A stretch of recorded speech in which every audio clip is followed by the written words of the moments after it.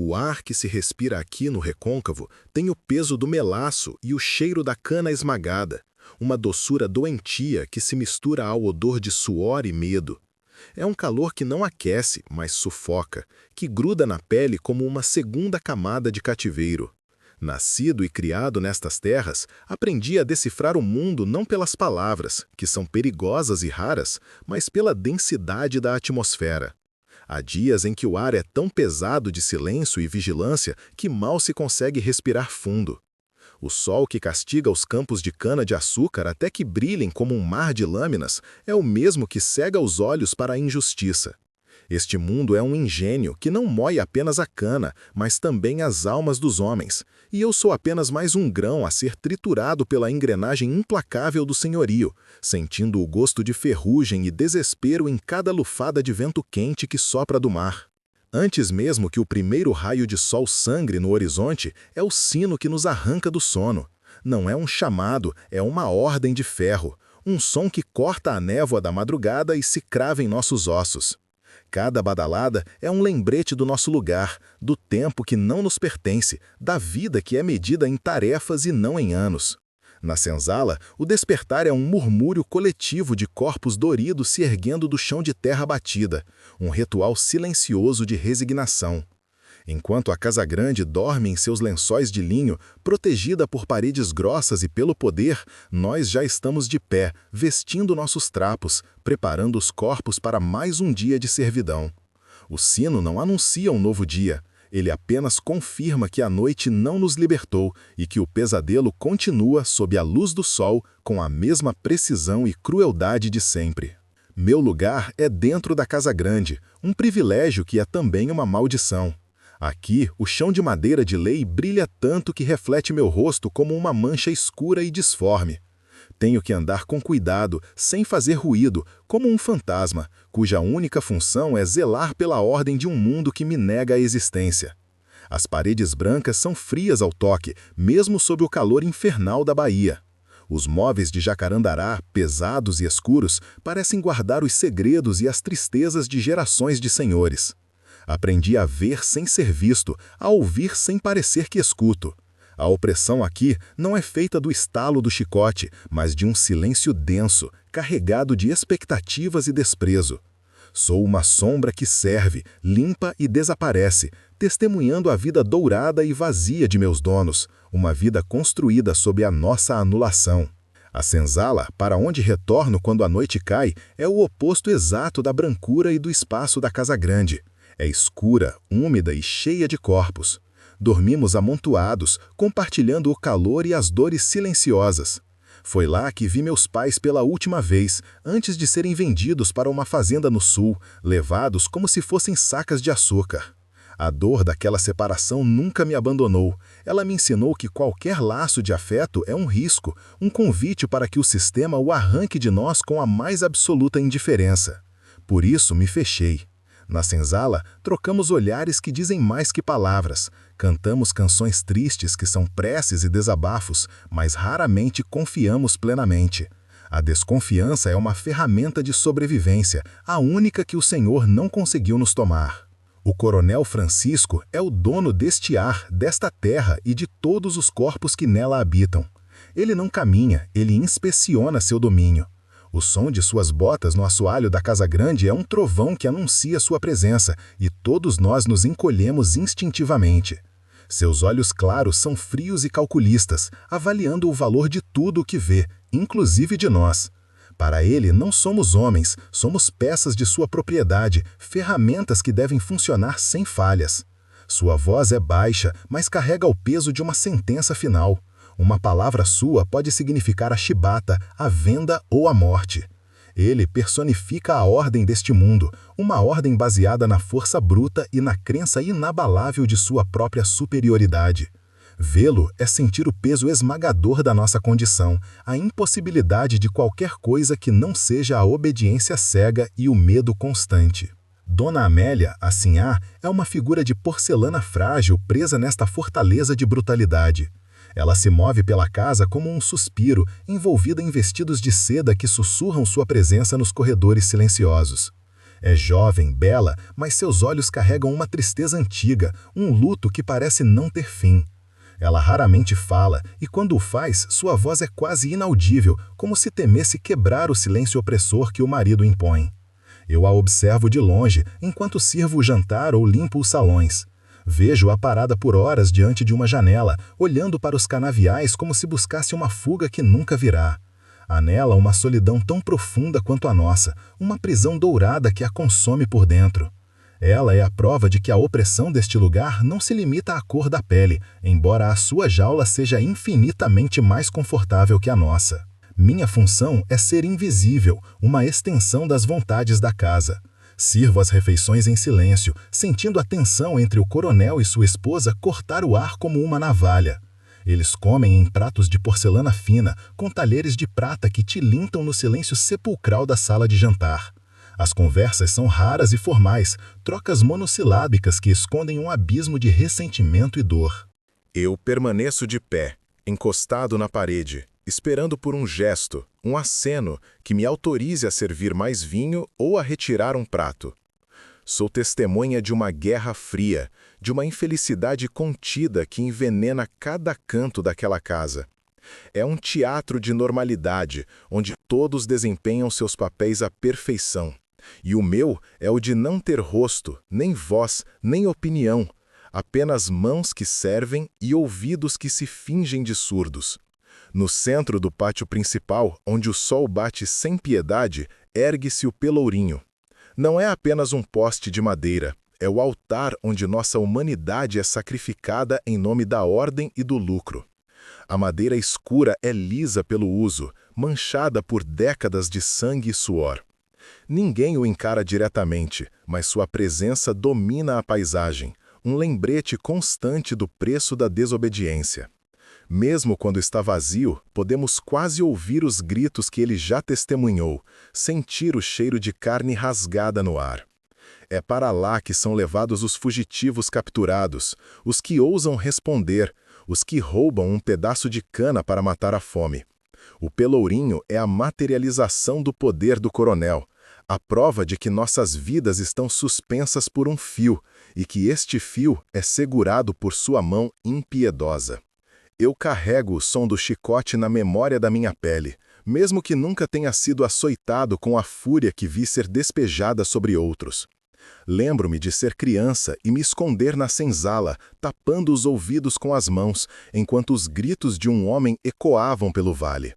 O som do coro estalando no ar, seguido pelo urro de dor, é uma melodia que este lugar nunca nos deixa esquecer. Esse medo se tornou parte de mim. Ele guia meus passos, me ensina a baixar os olhos, a responder sempre com Senhor, a nunca questionar, a nunca demonstrar raiva ou ressentimento.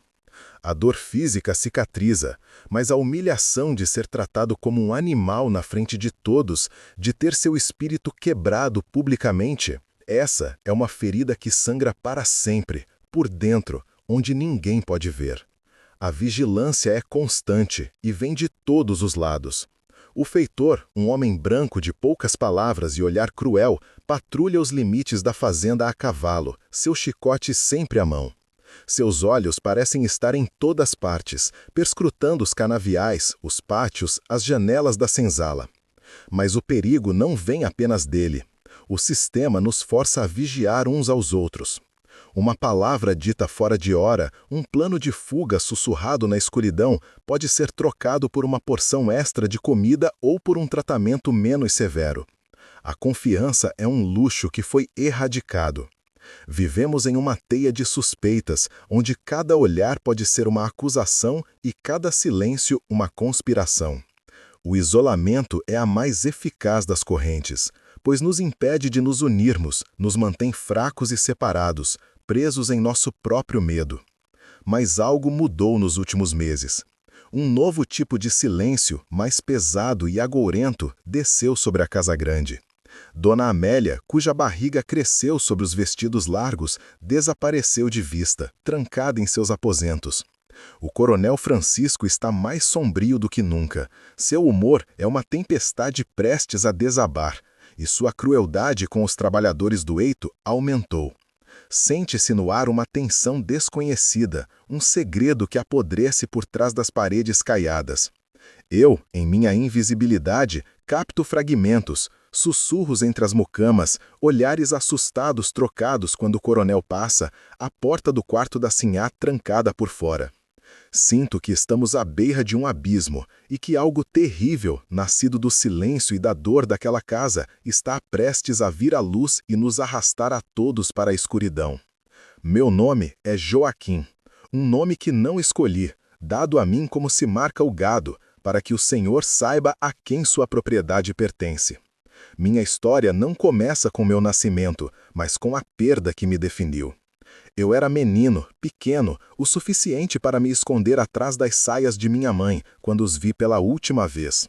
O feitor os enlarrou juntos, meu pai e minha mãe, e os levou na carroça que rangeu por todo o caminho até sumir na estrada poeirenta. Não houve despedida, apenas o silêncio dela e o olhar do meu pai, um olhar que me pedia para ser forte, para sobreviver. Desde aquele dia, aprendi a não amar nada que pudesse ser arrancado de mim. Fechei meu coração como se fecha um punho e fiz do silêncio e da invisibilidade a minha única armadura. Sobreviver aqui é aprender a não sentir, a se tornar uma sombra que apenas obedece, pois qualquer fagulha de sentimento é um envio à dor. Minha vida se passa entre dois mundos e não pertenço a nenhum. Durmo na senzala, onde o calor dos corpos amontoados mal consegue afastar o frio da desesperança. Mas trabalho na casa grande, um palácio de silêncios gelados. Aqui dentro, aprendi a arte de me mover sem som, de servir sem ser notado. Sou os olhos e ouvidos desta casa, mas meu testemunho não tem valor. Vejo a riqueza que é construída com nosso sangue, a comida farta que nos é negada, os risos forçados que escondem a podridão. Sou escravo de dentro, uma posição que muitos na senzala invejam, sem entender que a proximidade com o poder é uma forma mais sutil e perigosa de cativeiro. O chicote do feitor rasga a pele, mas o desprezo silencioso do Senhor, o olhar que passa por você como se fosse um objeto, esse rasga a alma de uma forma que nunca cicatriza. Dona Amélia, a sinhazinha, é a flor mais triste deste jardim. Ela flutua pelos salões em seus vestidos de renda importada, um fantasma de beleza e melancolia. Seus cabelos loiros estão sempre presos em penteados perfeitos, mas seus olhos, de um azul aguado, parecem permanentemente afogados em uma dor que ninguém ousa nomear. Eu a sirvo todos os dias, coloco o prato diante dela, encho sua taça de vinho e nunca uma vez ela me olhou nos olhos. Seu olhar está sempre perdido, fixo em algum ponto além da janela, para os canaviais que se estendem como um mar verde e infinito, talvez a única testemunha de sua prisão. Ela é tão prisioneira quanto eu, mas sua jaula é feita de ouro e seda, e o silêncio que a sufoca é decorado com cristais e porcelanas. Sua solidão é palpável, um frio que emana dela e gela o ar ao seu redor. Percebo os detalhes que escapam aos outros. A maneira como ela estremece quando o coronel toca seu ombro, um recuo quase imperceptível, como um animal assustado. As longas horas que ela passa no pequeno oratório, de joelhos diante da imagem de uma santa de madeira, mas suas preces parecem mais um lamento do que um pedido de graça.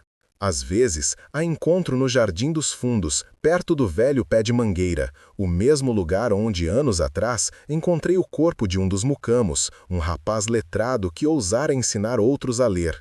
Diziam que ele tinha se enforcado, mas todos sabiam que as mãos do coronel eram o laço.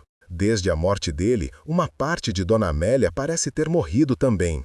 Ela cuida das flores daquele jardim com um desvelo que não dedica a mais nada nem a ninguém, como se regasse uma sepultura secreta, um amor que foi enterrado junto com um corpo. O coronel Francisco é o dono desta terra e de todos os destinos que nela se cruzam.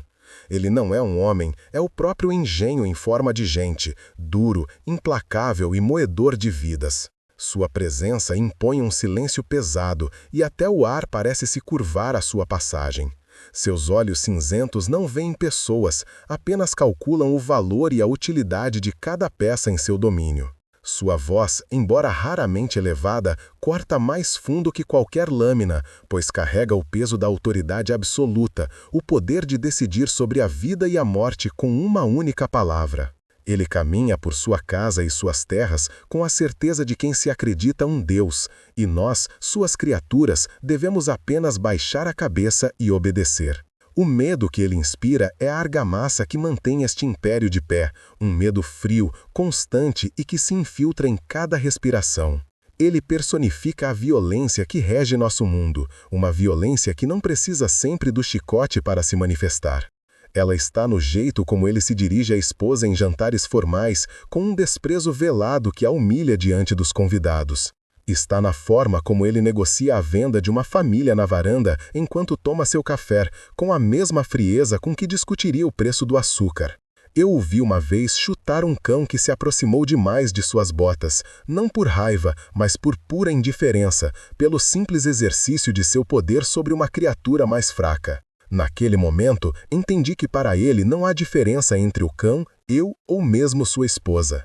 Somos todos posses, instrumentos de sua vontade, e nosso valor dura apenas enquanto servimos aos seus propósitos. Ele é a estrutura, a muralha, a sentença final.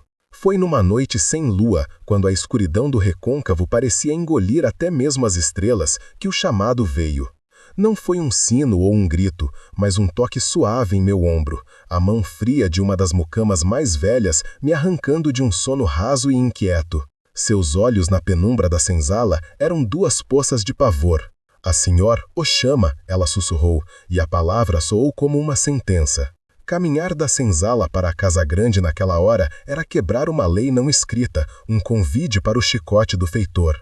Cada passo no chão de terra batida e depois nas lajes frias do pátio era um risco calculado.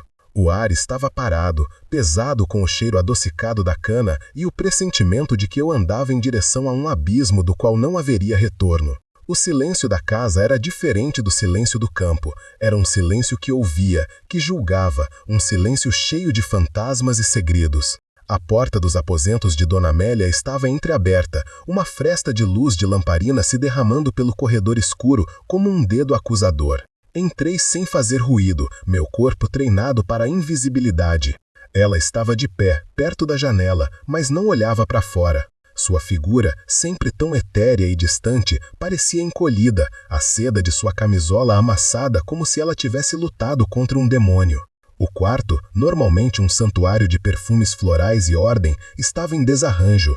Véus e tecidos jogados sobre uma poltrona, uma bacia de água com manchas escuras ao lado da cama. Mas era o seu rosto que me gelou o sangue.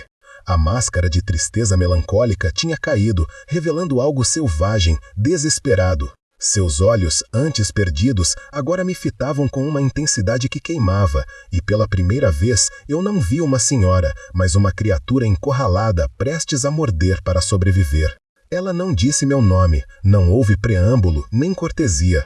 Sua voz, quando veio, era um arranhão na quietude, um som áspero e baixo, carregado de uma urgência que me fez recuar um passo. "Leve", ela ordenou, e apontou para um cesto de vinho ao pé da cama, o mesmo cesto que as mucamas usavam para levar roupas para lavar. Por um instante não compreendi. Minha mente, acostumada a ordens simples como servir água ou limpar a prata, não conseguia processar o significado daquela palavra naquele contexto. "Leve para onde, sinhá?" A pergunta morreu em minha garganta. O olhar dela me dizia que não havia lugar para perguntas. "Desapareça com ele", ela completou, e a palavra ele pairou no ar denso do quarto, um peso invisível e terrível. Naquele momento, o medo que eu sentia se transformou em pânico puro, um frio que subiu pela minha espinha e paralisou meus membros. Eu era um escravo. Minha vida não me pertencia, e ela estava me ordenando a cometer um crime para o qual a única punição era a morte. Meu olhar seguiu a direção de seu dedo trêmulo e finalmente caiu sobre o conteúdo do cesto. Enrolado em panos brancos, manchados de sangue e de um líquido amarelado, estava um bebê, tão pequeno, tão quieto que poderia estar morto. A pele era mais escura do que a de um recém-nascido branco deveria ser, um tom de cobre que, sob a luz vacilante da lamparina, contava uma história que todos na fazenda sussurravam, mas ninguém ousava dizer em voz alta. Era o filho do pecado, a prova viva da traição que desonraria o nome do coronel para sempre. A criança era o segredo que apodrecia dentro daquelas paredes, a razão da melancolia da sinhá, do humor sombrio do senhor. E agora, aquele segredo, aquela sentença de morte, estava ali, a poucos passos de mim. Eu não via uma criança, via o pelourinho, os cães dos capitães do mato, o estalo do chicote rasgando minhas costas. Via o fim de tudo. Com as mãos tremendo de um jeito que eu não conseguia controlar, me aproximei. Dona Amélia não se moveu, apenas me observava com aqueles olhos que eram um misto de súplica e ordem. Ela precisava que eu fizesse aquilo e sabia que eu não tinha como recusar. Peguei o cesto. O peso era quase nada, mas pareceu que eu erguia o mundo inteiro. O bebê se mexeu, um movimento minúsculo e um som baixo, um gemido frágil, escapou de seus lábios. Naquele instante, algo dentro de mim se quebrou. Olhei para o rosto da criança, um rosto inocente de toda a podridão que o cercava, e depois olhei para Dona Amélia. Pela primeira e única vez, nossos olhos se encontraram de verdade. E no fundo de sua desesperada crueldade, eu vi um reflexo da minha própria condição. O desamparo absoluto. Éramos dois prisioneiros da mesma jaula, e ela, para se salvar, me atirava aos leões, junto com seu próprio filho. Saí daquele quarto sem respirar, o cesto em minhas mãos como se fosse uma brasa viva. Cada tábua do assoalho que rangia sobre meus pés descalços era um grito de alarme em minha alma. A ordem dela, desaparecer com ele, ecoava em minha cabeça com a clareza de uma sentença de morte. O caminho lógico, o caminho seguro para mim, seria o rio. O rio que corre para o mar leva embora todos os segredos, lava todos os pecados. Mas ao olhar para o pequeno monte de panos, para a respiração quase imperceptível que subia dali, eu vi o rosto de minha mãe sendo levada na carroça. Vi a mim mesmo, uma criança abandonada pela crueldade do mundo. E não pude ser o rio. Em vez de seguir para a escuridão das águas, desviei-me para os fundos da propriedade, para o velho galpão de ferramentas, onde ninguém ia à noite, um lugar que cheirava a ferrugem, terra úmida e memórias esquecidas. Ali, na escuridão quebrada apenas por frestas de luar, eu o ajeitei dentro de uma manjedoura vazia, forrada com sacos de estopa velhos e ásperos. O cheiro do feno seco misturou-se ao cheiro de leite e sangue do recém-nascido. Ele dormia, alheio à sua própria condenação. Fiquei a observá-lo por um tempo que não sei medir, o coração batendo descompassado no peito. Eu havia desobedecido, não a ordem de levá-lo, mas a intenção por trás dela. Havia trocado uma morte rápida e anônima por uma sobrevida perigosa e incerta, tanto para ele quanto para mim. Naquele momento, eu não era mais Joaquim, o escravo invisível da Casa Grande. Eu me tornara o guardião de um segredo que podia incendiar o engenho inteiro. O silêncio do galpão era pesado, cheio de perguntas para as quais eu não tinha resposta. E o medo, antes uma sombra, agora era uma presença física, um frio que se instalava em meus ossos para nunca mais sair. Nas noites que se seguiram, a Casa Grande tornou-se um palco de tensão silenciosa. O coronel Francisco circulava como uma fera enjaulada, seu mau humor envenenando o ar. Dona Amélia reapareceu, pálida e frágil, retomando seu papel de fantasma nos salões. Mas algo havia mudado. Seus olhos não estavam mais perdidos no vazio. Eles me procuravam. Um olhar rápido na sala de jantar, um vislumbre pelo corredor. Eram como faíscas de pânico e cumplicidade. Na terceira noite, ela me encontrou no jardim, sob o pretexto de inspecionar as roseiras. Ela não olhou para mim. Manteve os olhos fixos num botão de rosa que ainda não havia desabrochado. Ele está bem? Sua voz foi um sussurro que o vento quase levou. Sim, sinhá, respondi, olhando para o chão, sentindo o peso de cada palavra. A conversa durou menos que um suspiro, mas foi o suficiente para selar nosso pacto. Éramos agora dois conspiradores, unidos pelo fio frágil da vida de uma criança. Nossos encontros se tornaram um ritual perigoso, sempre disfarçados de tarefas cotidianas. Ela pedia água fresca no meio da tarde, e quando eu levava a jarra, seus dedos roçavam os meus por um segundo, um contato que era ao mesmo tempo uma pergunta e um agradecimento. Ele chorou esta noite? Ela perguntava sem mover os lábios, enquanto eu podava os arbustos perto de sua janela. Um leve aceno meu com a cabeça era a resposta. Comecei a ver nela não mais a Senhá inatingível, mas a mulher aterrorizada. Certa vez, a encontrei chorando baixinho no oratório, e por um instante o abismo entre nós pareceu diminuir. Ela não chorava por piedade ou arrependimento, mas de puro medo. O medo que eu conhecia tão bem. O medo que era o ar que ambos respirávamos. Ela em sua jaula de ouro, eu na minha de ferro. Aquele medo compartilhado nos aproximava mais do que qualquer palavra jamais poderia. Com o passar dos dias, a curiosidade inicial se transformou em uma necessidade estranha e perigosa. Eu precisava vê-la para saber se o segredo ainda estava seguro. E ela precisava de mim para ter a certeza de que a prova de seu pecado ainda respirava. Em um desses encontros furtivos, atrás da capela, ela me contou, em frases quebradas, sobre o outro, o pai da criança. Falou de como ele lia poesias para ela, de como ele era o único que via a mulher por trás da Senhá. Falou de sua morte, do corpo pendurado na mangueira, e seus olhos se encheram de um ódio antigo e impotente. Naquele momento, eu compreendi a profundidade de seu desespero. Ela não entregou o filho apenas para se salvar, mas talvez para salvar a última parte que restava do homem que amou. E eu, que tive meus pais arrancados de mim, entendi aquela dor. Éramos ambos sobreviventes de um amor que o mundo julgava impossível. O risco aumentava a cada dia. O feitor parecia mais vigilante, seus olhos me seguindo com uma desconfiança que antes não existia. Os outros escravos na senzala começaram a me olhar de forma diferente. Minhas saídas noturnas não passavam despercebidas, e o silêncio deles era uma acusação. Cada pedaço de pão que eu desviava da cozinha, cada gota de leite de cabra que eu conseguia roubar para alimentar a criança era um passo a mais em direção ao pelourinho. A tensão dentro da casa grande era quase insuportável. Durante um jantar, o coronel quebrou o silêncio para comentar sobre como sua esposa parecia mais serena. Um elogio que soou como uma ameaça.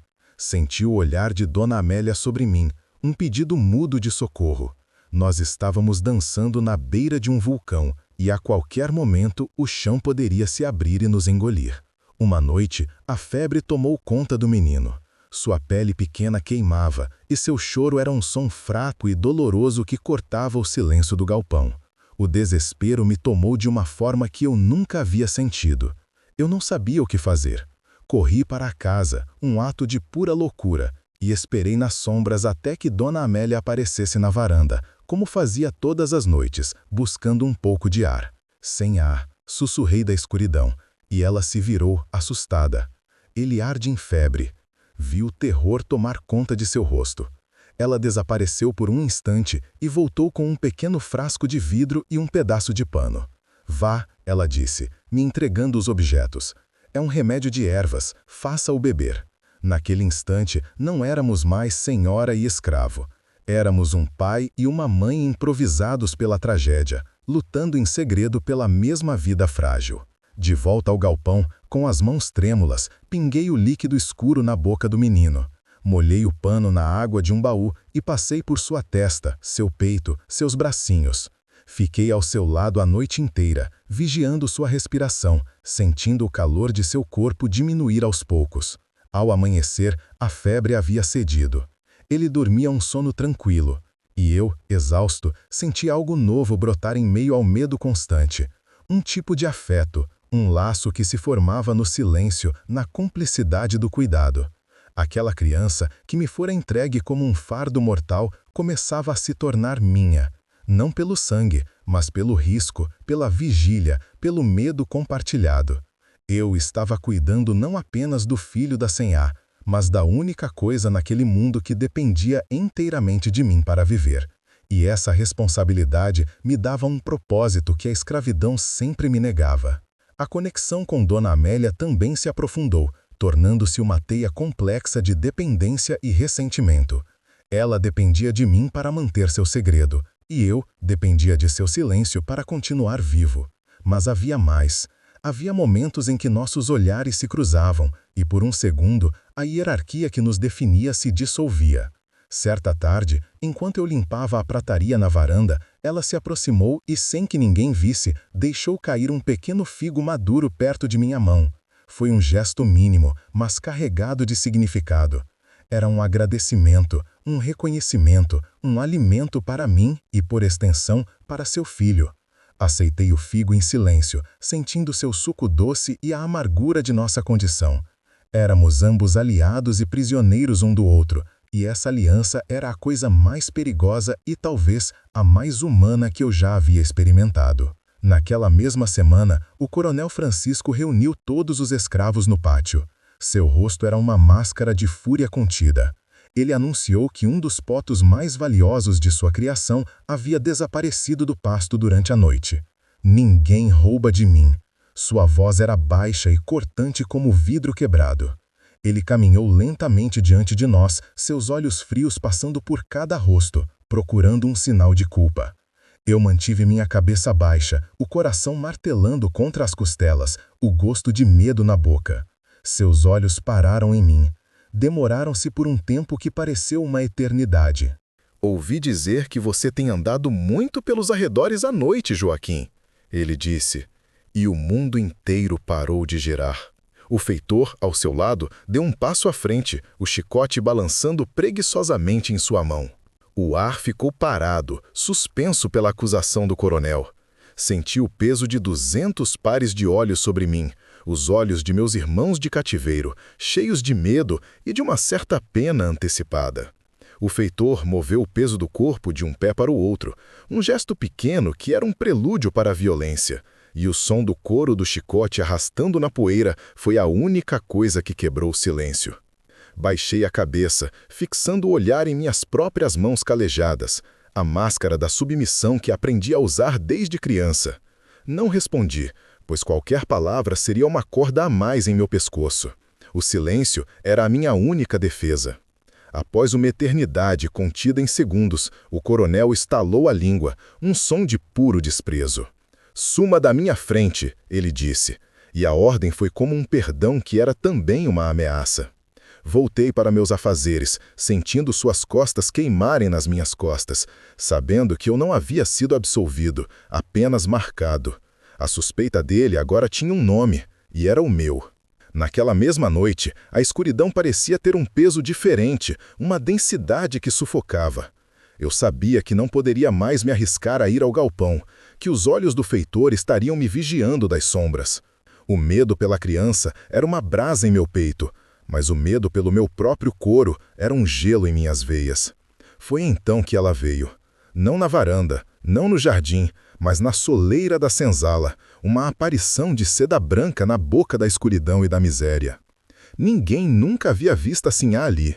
Foi um ato de loucura, de desespero tão absoluto que quebrava todas as regras. Ela me chamou com um gesto, e eu a segui para a escuridão entre a capela e o muro de pedra, um lugar de sombras profundas. Seu rosto, à luz fraca da lua, era uma ruína. "Ele sabe", ela sussurrou, a voz quebrada pelo pânico. "Ele vai descobrir. Nós temos que..." Ela não terminou a frase. Não precisava. A palavra que faltava pairava entre nós, terrível e definitiva. Fugir. Foi nesse momento que o mundo se partiu. Diante da enormidade daquela palavra, da sentença de morte que ela representava, Dona Amélia desmoronou. E em seu desespero, ela fez o impensável. Ela estendeu a mão e agarrou meu braço. Não foi o toque acidental de quando servia a mesa, nem o roçar de dedos na entrega de um objeto. Foi um aperto forte, seus dedos finos e frios se cravando em minha pele escura e suada com a força de quem se afoga. Ergui os olhos, chocado, e encontrei os dela. Pela primeira vez, não havia distância, não havia senhora e escravo. Havia apenas duas criaturas aterrorizadas, presas na mesma armadilha mortal. Naquele toque, naquele olhar compartilhado no abismo, uma fronteira invisível e sagrada foi violada para sempre. Foi um ato mais íntimo e mais perigoso do que qualquer beijo, a consumação de nossa aliança trágica, um pacto de desespero selado na escuridão, sob o olhar indiferente das estrelas. O contato durou apenas um instante, mas quando ela soltou meu braço, a sensação de seus dedos permaneceu queimando em minha pele, uma marca que nenhum chicote jamais deixaria. Ela se afastou sem dizer mais nada, um fantasma recuando para sua prisão dourada, e me deixou sozinho com a vertigem da decisão. Voltei para a senzala, mas não consegui dormir. Deitado no chão de terra, eu sentia um mundo girar. Fugir. A palavra agora era uma semente plantada dentro de mim, e o toque dela havia regado com um veneno que era também uma esperança. Eu não era mais apenas o guardião de seu segredo, ela me fizera seu cúmplice, seu parceiro em um crime contra a ordem do mundo. O medo não havia diminuído, pelo contrário, ele se tornava mais nítido, mais real, mas agora estava misturado a algo novo, a terrível sensação de que meu destino, pela primeira vez, estava em minhas mãos, e que o único caminho para a frente era através do fogo. Antes que o primeiro galo cantasse, minha decisão estava tomada. O coronel não esqueceria, sua suspeita cresceria como uma erva daninha até me sufocar.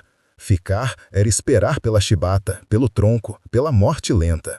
Ir era abraçar a morte rápida, talvez, mas em meus próprios termos, lutando por algo. Fui até o galpão, sob o manto da névoa da madrugada. O menino dormia, um pequeno monte de vida inocente. Peguei-o nos braços. Seu calor minúsculo contra meu peito era a única coisa real em um mundo de mentiras. Olhei para seu rosto adormecido e vi nele o reflexo de minha própria infância roubada, a imagem de todos os filhos separados de seus pais por este sistema cruel. Naquele momento, ele deixou de ser o filho da Sinhá. Ele se tornou meu, minha responsabilidade, minha missão, minha única e frágil razão para desafiar o inferno. O sol ainda não havia nascido, mas para nós dois, a longa e escura noite da fuga estava apenas começando. A fuga nos levara para o coração da mata, um labirinto verde e úmido que nos engolia a cada passo. Por 3 dias, o sol foi apenas uma mancha pálida por entre as copas das árvores, e à noite, um breu absoluto quebrado apenas pelo piscar dos vagalumes. Encontramos refúgio em uma gruta escondida atrás de uma cortina de cipós, um lugar que cheirava a terra molhada e a raízes antigas. Ali, o único som era o gotejar da água nas pedras e a respiração suave do menino, que eu alimentava com o leite de coco que conseguia extrair com uma pedra afiada. Naqueles breves momentos de silêncio, eu o segurava contra meu peito e sentia seu pequeno coração bater contra o meu. Era uma paz frágil, uma mentira que contávamos a nós mesmos, pois eu sabia que o silêncio da mata era apenas uma pausa e que o barulho do mundo do coronel, mais cedo ou mais tarde, nos encontraria com a fúria de uma tempestade. A corrente que nos arrastou de volta ao inferno não foi forjada na mata, mas na senzala, no mesmo lugar onde o medo e a desconfiança eram plantados como a cana. Foi Benedita, a cozinheira velha, cujos olhos já viram gerações de escravos nascerem e morrerem. Ela, que sempre me olhou com uma espécie de pena, foi quem trocou minha vida e a do menino por uma promessa de alforria para sua neta. Não a culpo. O sistema nos ensina que a única forma de subir um degrau é empurrando o outro para baixo. Imagino-a diante do feitor, a voz trêmula, contando sobre minhas saídas noturnas, sobre o cesto que me viu carregar, sobre o meu olhar assustado nos dias que se seguiram. Cada palavra dela foi um prego em meu caixão, uma pá de terra sobre a nossa liberdade recém-nascida. Ela sobreviveu, como todos nós tentamos, e o preço de sua sobrevivência foi a nossa condenação. Com a minha traição confirmada, a fúria do coronel Francisco, até então uma tempestade contida, desabou sobre a Casa Grande. Ele não precisou de chicotes para arrancar a verdade de Dona Amélia. Imagino a cena em seus aposentos luxuosos. Ele, parado à porta, os olhos cinzentos faiscando, a voz um sussurro gelado que congelaria o próprio fogo do inferno. "Onde está o bastardo?" ele teria perguntado. E o terror no rosto dela, o colapso de sua postura, a forma como seu corpo se encolheu como uma folha seca, foi toda a confissão de que ele precisava. A verdade sobre o pai da criança, sobre o poeta enforcado na mangueira, veio à tona não em palavras, mas no silêncio ensurdecedor de sua culpa. Ele a trancou em seu quarto, transformando a jaula dourada em uma masmorra, e de lá, ela, como eu, deve ter ouvido, como sempre, o som que anunciava o fim de tudo: o chamado dos cães. O primeiro latido cortou o ar da manhã como o estalo de um chicote. A princípio, pensei ser um animal qualquer da mata, mas logo veio outro, e mais outro, uma sinfonia de caça que se aproximava com uma velocidade assustadora. Meu sangue gelou. Eram os cães dos capitães do mato, feras treinadas para farejar o cheiro do nosso medo, para nos caçar como se fossem animais selvagens. Apertei o menino contra mim, seu corpo pequeno e quente, e comecei a correr. A mata, que antes fora um refúgio, tornou-se uma teia de espinhos e raízes que me agarravam os pés, que me rasgavam a pele.